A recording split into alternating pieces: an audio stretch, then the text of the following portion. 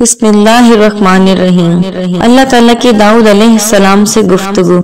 اللہ تعالیٰ نے حضرت داؤد علیہ السلام پر وحی بھیجی، اے داؤد، دنیا کی مثال ایسی ہے جیسے کہ مردار کی، کہ اس پر کتے جمع ہو جائیں اور اس کو کھینچیں۔ کیا تم اس بات کو پسند کرتے ہو کہ تم بھی کتوں میں شامل ہو کے اس مردار کو کھینچو؟ اے داؤد، عمدہ غذائیں اور نرم کپڑے اور لوگوں پر رعب اور دبدبا، ان باتوں کے ساتھ آخرت کا ثواب جمع نہیں ہو سکتا۔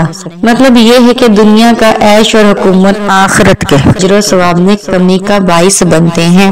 سب کو معلوم ہے کہ قیامت کے دن ہر اعمال کا حساب ہونا ہے اور ہر نیکی کا صلہ ملنا ہے اور ہر بدی کا بھی صلہ ملنا ہے۔ اپنے اپنے اعمال کے مطابق لوگ جنت یا جہنم میں جائیں گے، لیکن ایک نیکی کا صلہ جنت ہے۔ اللہ تعالیٰ نے حضرت داؤد علیہ السلام کی طرف وحی بھیجی کہ اے داؤد، بے شک قیامت کے دن ایک بندہ ایک ہی نیکی لائے گا تو میں اس کو جنت میں داخل کر دوں گا۔ حضرت داؤد علیہ السلام نے عرض کیا، یا رب، وہ کون سا بندہ ہوگا؟ ارشاد فرمایا، وہ مومن بندہ ہوگا جو کسی اپنے مومن بھائی کی حاجت کے لیے دوڑ کر چلا ہو اور اس کی بھرپور کوشش کی ہو اور اس کی یہ خواہش تھی کہ وہ حاجت مومن کی پوری ہو جائے، خواہ وہ اس سے حاجت پوری ہوئی یا نہ ہوئی، لیکن نیتوں کا صلہ ملتا ہے۔ مطلب یہ ہے کہ اس نے کوشش میں کمی نہیں کی، خواہ اس کے ہاتھ سے وہ حاجت پوری ہوئی یا نہیں ہوئی۔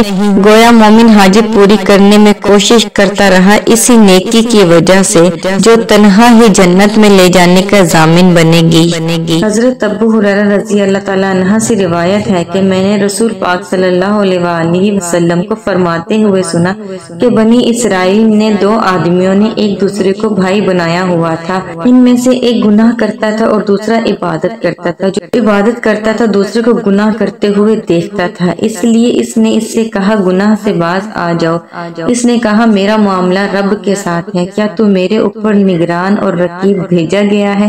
جو عبادت گزار تھا اس نے کہا، اللہ کی قسم، اللہ تجھے معاف نہیں کرے گا، تجھے جنت میں داخل نہیں کرے گا۔ اللہ تعالیٰ نے ان دونوں کی روحیں قبض کر لی اور دونوں جہانوں کے پروردگار کے پاس جمع ہوئے۔ اللہ تعالیٰ نے فرمایا، اے عبادت گزار، کیا تو میرے متعلق کامل علم اور ادراک رکھتا تھا، یا کیا تو میرے ہاتھ میں موجود اختیار و امر پر قادر تھا؟ اللہ تعالیٰ نے اس گناہ گار سے فرمایا، جا میری رحمت کے سبب جنت میں داخل ہو جا، اور دوسرے کے متعلق فرشتوں کو حکم دیا کہ اس کو آگ کی طرف لے جاؤ۔ حضرت ابو ہریرہ رضی اللہ تعالیٰ عنہ نے فرمایا کہ اس عبادت گزار بندے نے زبان سے ایسے کلمات ادا کیے جس سے اس کی دنیا اور آخرت ہی بدل گئی اور ساری عبادت ضائع ہو گئی۔